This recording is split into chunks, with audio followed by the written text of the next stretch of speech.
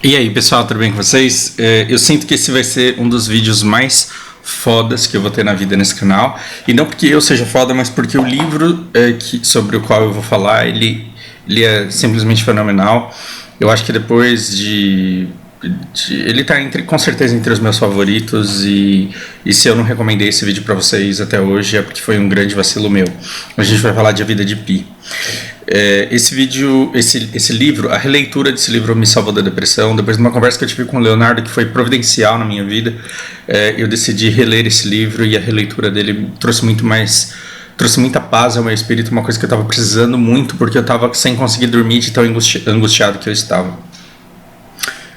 E precisamos falar sobre isso. Anteriormente vocês me perguntaram o que é esse monte de buff aqui, e a verdade é que eu não estou nem usando o buff da barraca porque sou burro mesmo. Mas a maioria dos buffs aqui eles são de guild. Eu recentemente entrei na guild, que é a melhor guild, e continuo sendo o mesmo membro de guild bem bosta que eu sempre fui, porque eu interajo muito pouco, eu participo muito pouco e enfim, vamos ver até quando eu consigo ficar lá sem ser banido. Vou falar sobre esse... Eu vou contextualizar antes, tudo bem? Assim, eu de repente vi pessoas próximas a mim, não, mesmo depois de um ano, não ter noção do que está de fato acontecendo.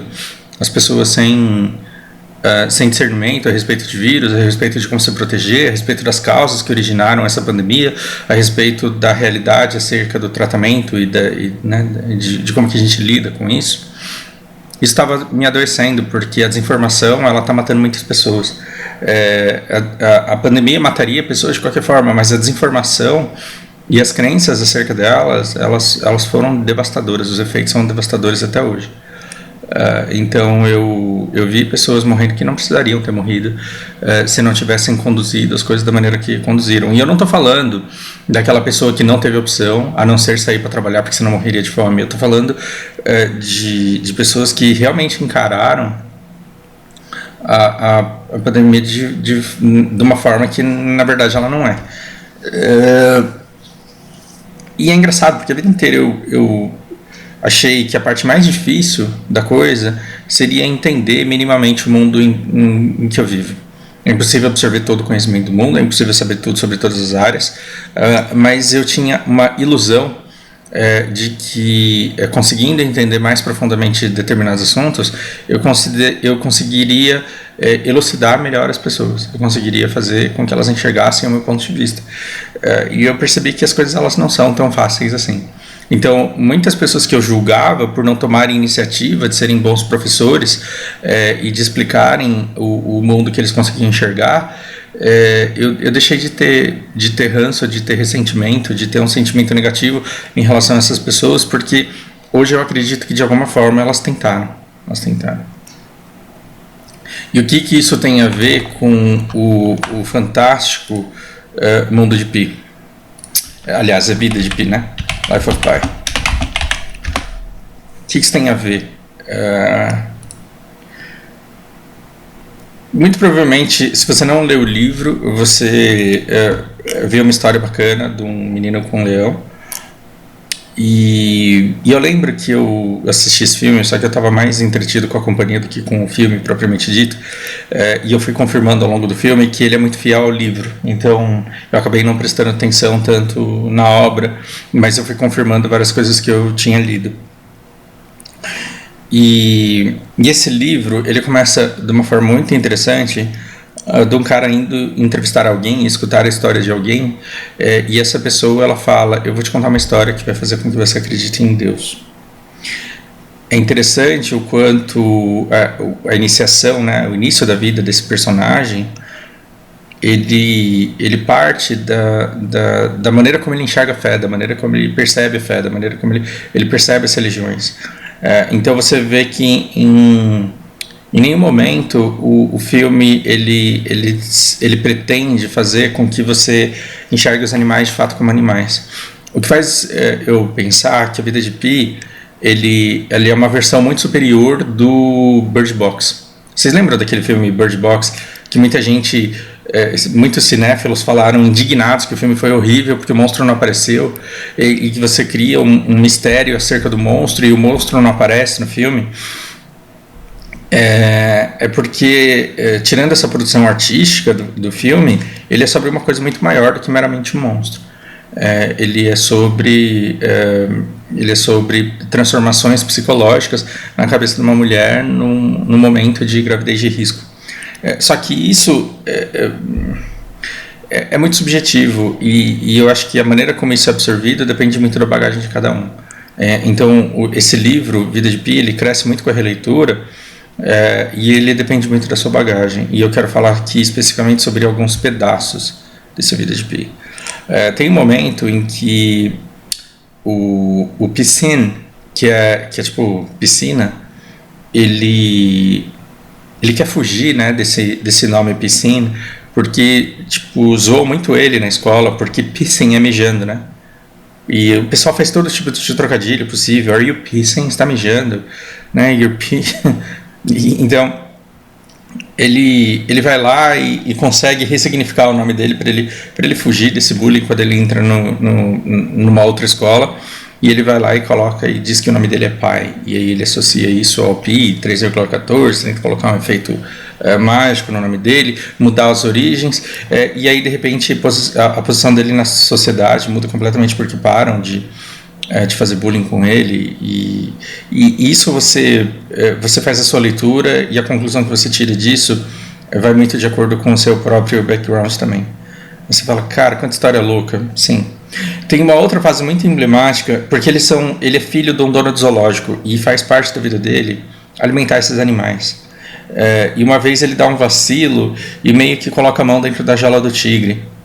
E aí o pai dele, para dar uma lição para os filhos do quanto aquilo é absurdo, do quanto aquilo não pode ser feito, do quanto aquilo é um erro que não pode vir a ser cometido, porque não se faz amizade com um tigre, ele pega lá e joga um animal, se não me engano uma cabra, dentro da jaula do tigre, traumatizando os meninos para sempre, porque eles viram essa cabra ser dilacerada pelo tigre.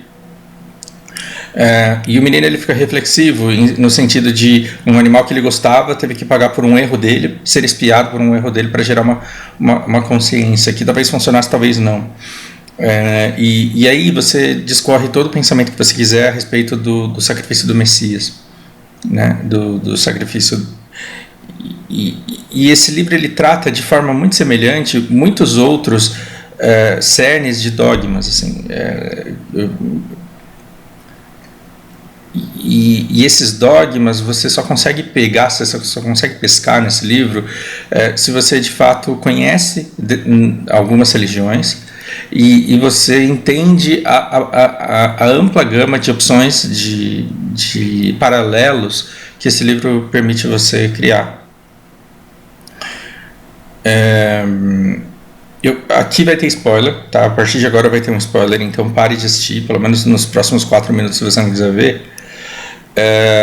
Eles estão mudando esse zoológico de continente. Nessa mudada de continente, eles colocam todos os animais em jaulas dentro de um navio, e esse navio naufraga. Se você assistiu o filme, isso não é surpresa nenhuma para você. O aparecimento de uma ilha no meio do caminho gera uma possibilidade de vídeo único só sobre essa ilha. Mas o que eu quero que vocês entendam é que assim, os animais eles vão tendo destinos, né? Um de morrer afogado, outro de ser morto, um de ser atacado, outro de atacar, e no fim das contas sobra só o menino e o tigre. E ele é resgatado depois. E ele é resgatado, o alimentam, cuidam dele, e o Pi, de repente, ele precisa contar essa história para 2 japoneses.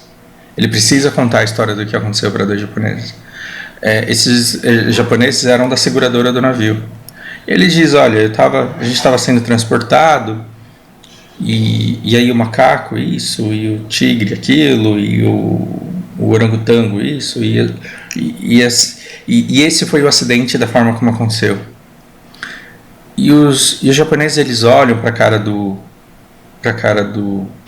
pai e falam, cara, entendo que você passou por tudo que você passou, entendo tudo que você perdeu a família, que você perdeu tudo, que você ficou muito tempo no mar, mas essa história que você está me contando, ela não faz o menor sentido, não pode ter sido isso que de fato aconteceu. Você está viajando, você precisa me contar o que aconteceu de verdade. Ele fala, ué, como que eu vou te provar que o que eu estou te falando é verdade se você não está afim de acreditar? Ele falou, não é que eu não estou afim de acreditar, é que eu preciso reportar isso daqui para o meu superior. Ele, lembrando, ele era da seguradora, que pagaria o prêmio do navio, pagaria a indenização do navio, já tinha recebido o prêmio, pagaria a indenização das perdas do navio para o dono do navio.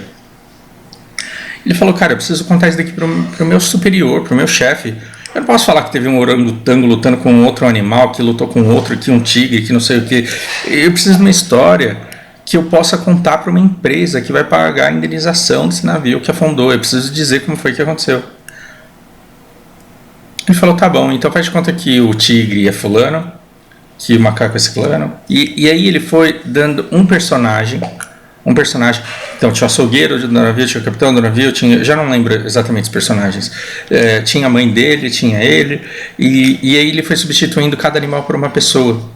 E aí os japoneses meio que colocaram a mão na cabeça e falaram, caralho, que cena trágica que ele viveu, porque a mãe morreu na frente dele, ele matou o cara que matou a mãe, ele passou por isso, e imagina, talvez para ele lidar com a dor, talvez para conseguir lidar com a dor da história trágica que ele viveu, sendo o único sobrevivente jogado no meio do mar durante tanto tempo, ele tem inventado essa história aí.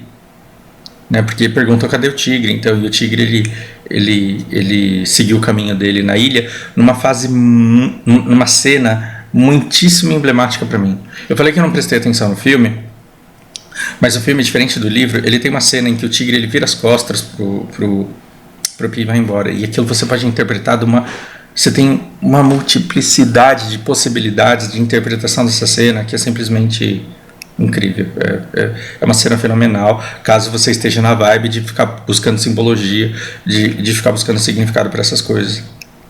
E aí no fim ele pergunta assim, tá, ok, e essa história aí, a segunda que eu contei, é uma história que vocês podem contar para o superior de vocês? E os japoneses, eles meio que se dão por satisfeitos, eles mostram quanto eles estão felizes, eles falam com certeza, essa é uma história que agora a gente pode contar, agora o que de fato aconteceu, e aí vai estar tudo bem, vai estar tudo em paz, e aí as indenizações serão pagas, e a gente vai seguir com o nosso trabalho, e a gente vai seguir com a nossa vida. E é engraçado porque o que o pai tinha feito foi simplesmente trocar o nome de um animal por o nome de uma pessoa. E dizer que determinado animal era era um ser humano, mas que era uma pessoa. E que outro, né? Ou seja, cada elemento ali foi trocado por um outro equivalente. E ele encerra isso no sentido de...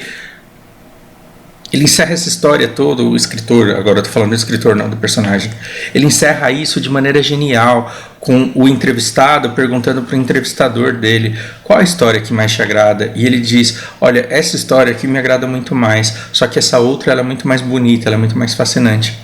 E aí ele encerra, mais um spoiler e o último talvez, não vai ser o último, e ele encerra isso dizendo, so does it with the...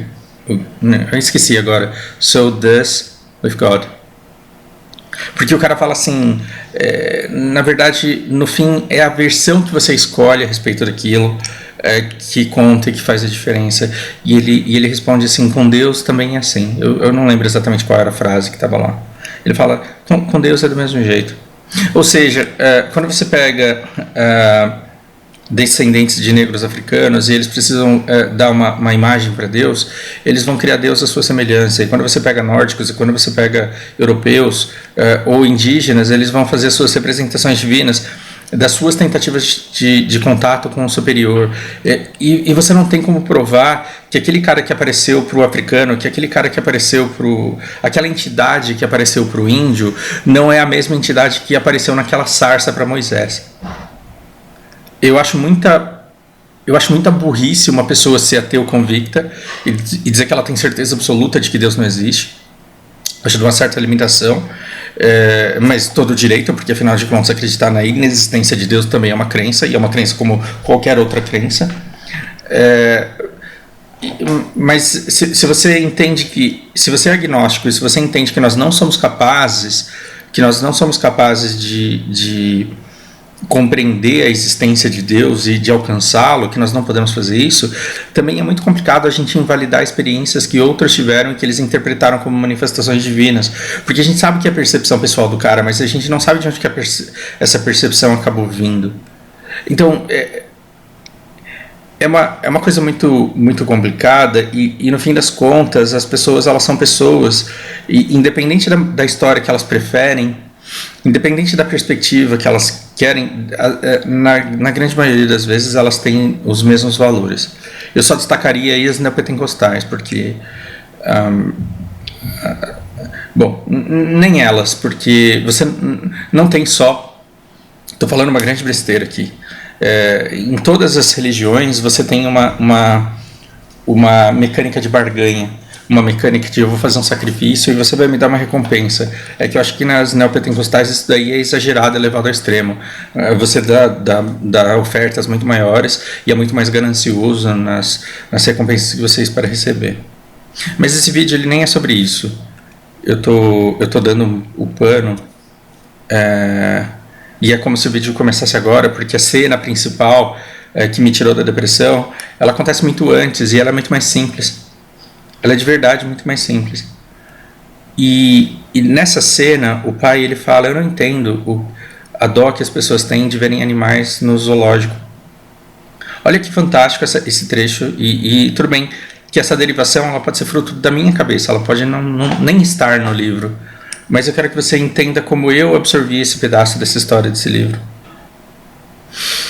Ele diz o seguinte, veja, você vai no zoológico e você fala, coitado desse animal, maltratado, entediado, triste, solitário. Tá tudo errado com esse mundo. Você tem que pegar esse animal e você tem que soltar ele no habitat natural dele. Só que aí, assim, olha para a vida em que situação um animal ele teria 4 refeições diárias, mais tratamento médico, numa toca que fosse só sua, onde o lugar em que ele dorme é perto da água que ele bebe, perto da fonte de alimento que ele tem, e ele tem total segurança em relação à garantia da refeição que ele vai receber, e a garantia de não predador, da inexistência de predadores no lugar onde ele está. Em última análise, a zebra no zoológico, ela tem a vida que nós, seres humanos, quisemos para nós.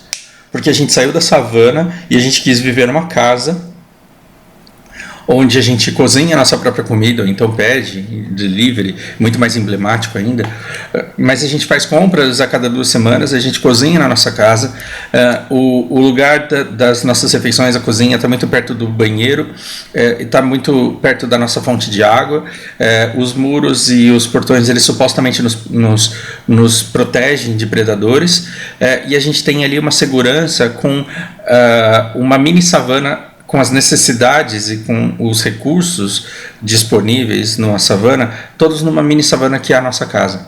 E a gente tem disputas territoriais somente com nossos familiares ali dentro daquele espaço. Ou seja, o pai ele faz você perceber que se você perguntasse para a zebra, se a zebra tivesse um lapso de consciência, se a zebra no zoológico ela tivesse um lapso de capacidade de raciocínio e de articulação para poder conversar com você, e você perguntasse, zebra, o que você prefere? Você prefere ficar nesse zoológico ou você prefere voltar para a savana? Muito provavelmente a zebra falaria, cara, eu voltar para a savana para ter que beber água no mesmo lugar onde está lá o leão, e calhado ele está com fome, ele vem correndo atrás de mim, eu não tenho velocidade para fugir dele? Nem fodendo, eu vou ficar aqui no zoológico mesmo. Isso não está escrito no livro, isso é desenvolvimento pessoal meu. Da mesma forma que se você olha para um ser humano e fala assim, coitado, ele vive num apartamento tão pequeno, 100 metros quadrados, é uma kitnet praticamente o lugar onde ele vive, você não quer voltar para a savana africana, não? E uma espada, um escudo e uma lança, arco e flecha para caçar e para se alimentar, num lugar que seja natural seu, onde você possa ser realmente humano e tirar esse instinto animal que está preso de você e que tão feliz fica quando assiste Vikings. E aí você fala, eu tenho o zóio puxado, eu tenho essa pele meio amarela, mas no fundo minha alma é nórdica. Será que é isso que a gente quer mesmo? A gente adora filmes medievais, mas será que a gente quer moral-like? Será que a gente quer levar esse mundo de volta para onde ele estava antes?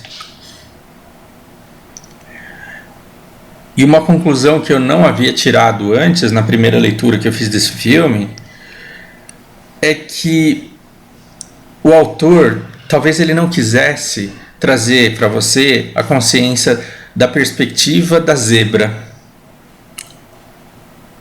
Talvez, eu vou repetir, talvez ao escrever o livro, o autor não quisesse que você conseguisse se colocar no lugar da zebra.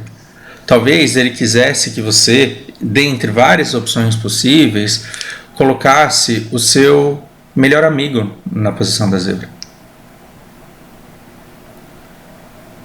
Então, imagina que o seu melhor amigo, ele é anti-vacina e ele acha que a vacina vai exterminar a parte da humanidade, portanto ele não vai tomar essa vacina. Imagina que esse seu amigo, ele acha que a gente só não tem as vacinas antes e disponíveis porque o STF estão de complô com os governadores e eles estão impedindo e sabotando tudo que existe, estão querendo tomar os méritos daquilo, tudo que a gente faz.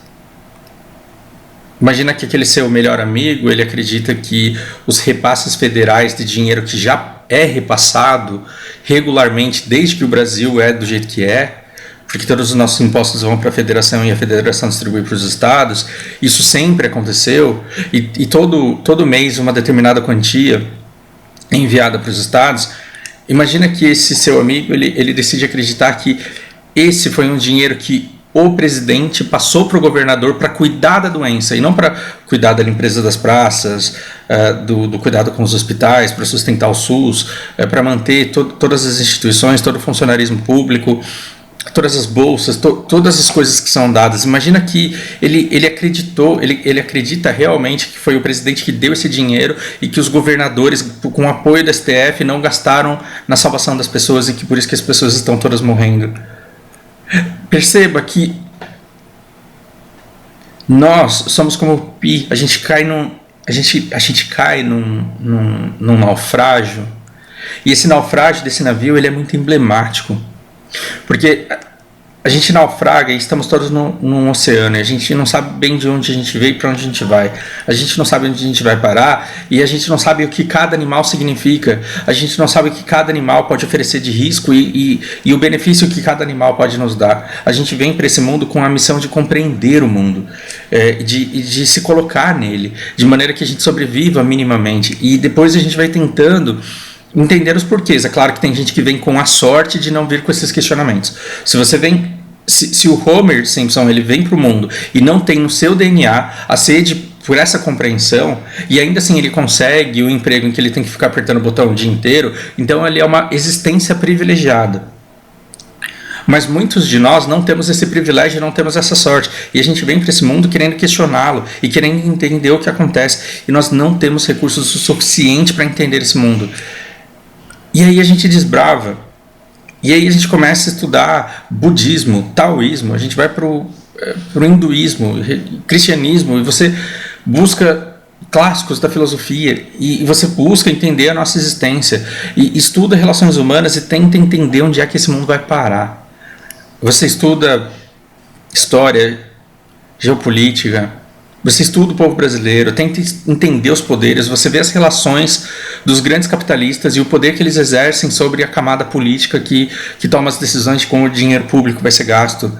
Você passa muito tempo estudando a sociedade e mesmo assim você não chega numa resposta satisfatória, porque não existe uma verdade absoluta. E quando você se aproxima muito da possibilidade de definir com muita certeza e de falar com muita certeza acerca de determinada coisa, você acha que pelo fato de você ter dedicado a sua vida a entender essas coisas, você vai pegar uma pessoa aleatoriamente, só porque é uma pessoa que você ama, só porque é o seu melhor amigo, só porque é sua tia, só porque é sua mãe, só porque é sua sobrinha, você acha que você vai dizer para ela tudo aquilo que você levou a vida inteira para absorver, e que ela repentinamente vai falar: eu estive a vida inteira numa jaula de zoológico. Você abriu os meus olhos e agora está na hora de voltar para a savana. vamos para a savana e vamos desbravar a nossa liberdade. Não, a zebra vai olhar para você e vai falar, vai tomar no seu cu, eu estou bem aqui.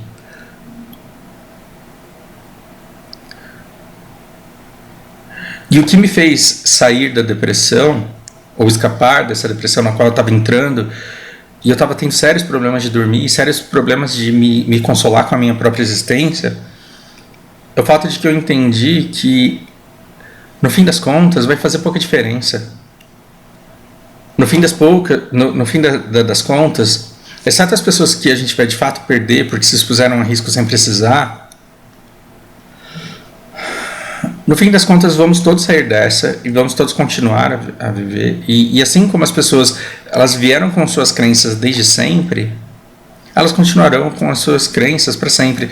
E você pode até dissuadir a sua avó de dar tanto dinheiro assim para o Bispo Macedo, e ela pode até parar de ir nessa igreja, mas amanhã talvez ela esteja tomando daime e fazendo sacrifício de alguma coisa para algum outro Deus. Por quê? Porque você não tira a necessidade de explicação do mundo, das pessoas, sem ter nada para colocar no lugar.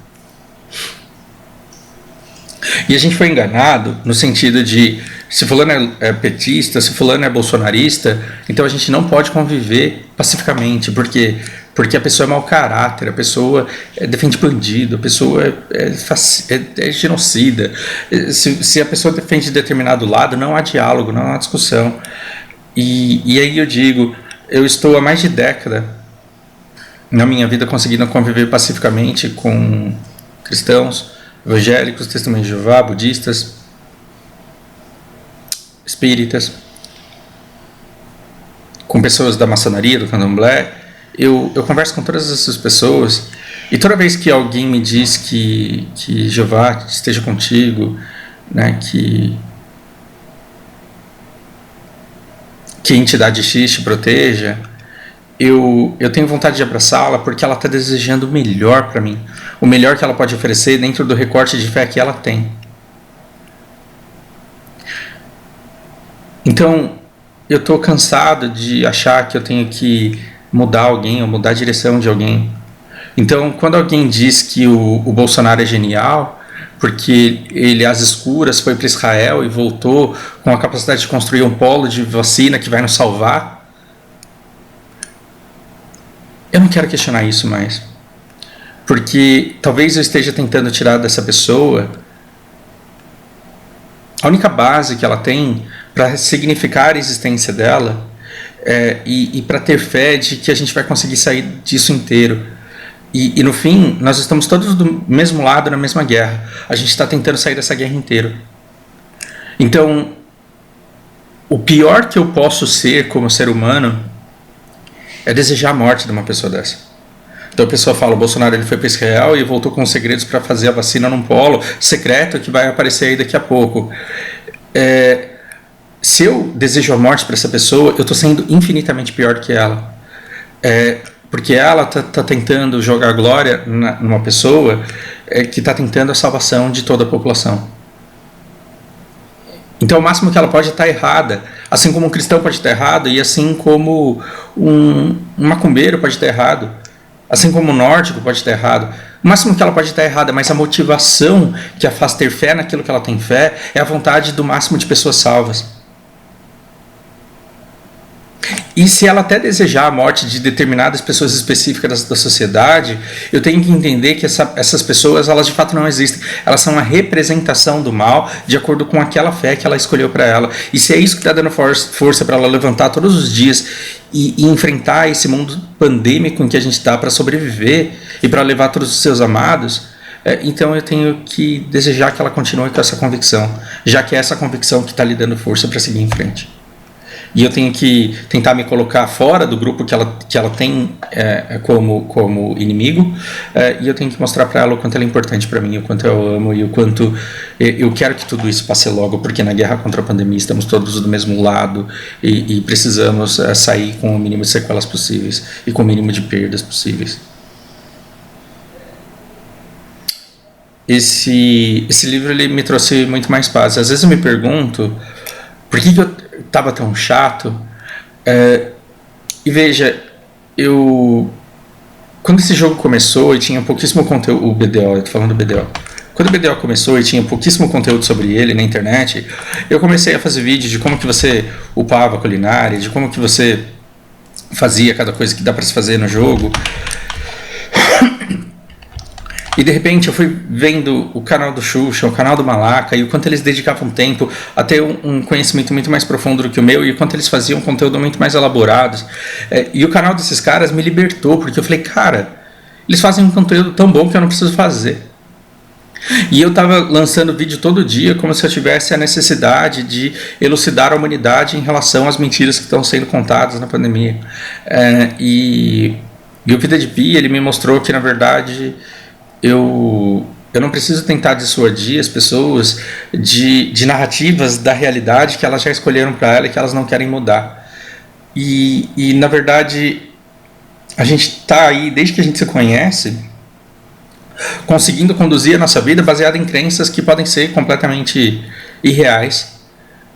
Então, que diferença faz o viés político de uma pessoa?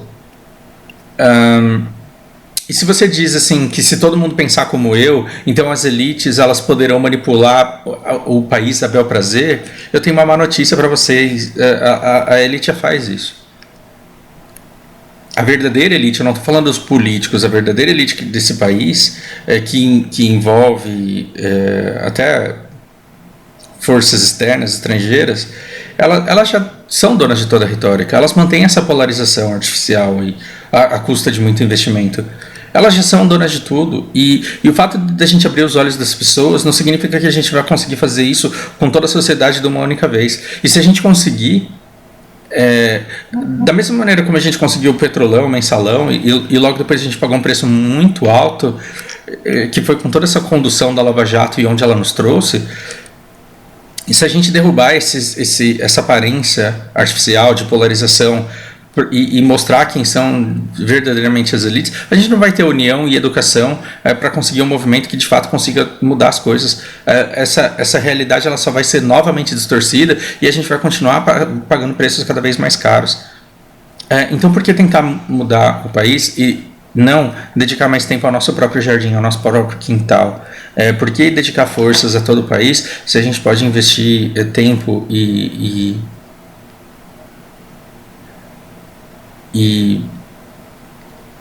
amor, eu diria, para as coisas que são realmente importantes para a gente, para as pessoas que realmente importam, para as coisas simples? Por que não cuidar literalmente do nosso quintal? Tem um pensador inglês que eu não vou lembrar o nome do cara agora, e ele fala que é tudo isso, a solução da sociedade está no nosso quintal, porque se cada um cuidar do seu, a gente vai ter um país muito mais limpo, muito mais bonito. E assim, a gente está tentando endereçar problemas tão difíceis e tão impossíveis de lidar, que isso nos deprime ao ponto de a gente não conseguir cuidar do nosso próprio quintal. E a gente não toma conta da nossa própria vida. E aí você chegava no meu canal e vinha um cara completamente deprimido, completamente negativo, exausto, cansado, desanimado. E talvez a partir de agora vocês visitem o meu canal e vejam que eu estou animado falando de um filme, de um documentário sobre um polvo, Professor Polvo do Netflix. E talvez essa energia positiva minha em relação a esse documentário seja a positividade que você precisa para também melhorar um pouco a sua negatividade e também seguir essa vida e atravessar essa pandemia com um pouco mais de leveza, se é que isso é possível. Mas eu vou tentar colaborar com vocês nesse sentido. Obrigado por me acompanharem ao longo de toda essa divagação. Mais uma vez, não entendam esse livro a partir da minha perspectiva, porque ela é só a minha perspectiva. Leiam, porque eu recomendo muito, e releiam se vocês já leram algum dia. Pensem sobre ele, escutem mais pessoas falando sobre ele, e curtam aí o finalzinho do domingo de vocês. Para isso, um grande abraço.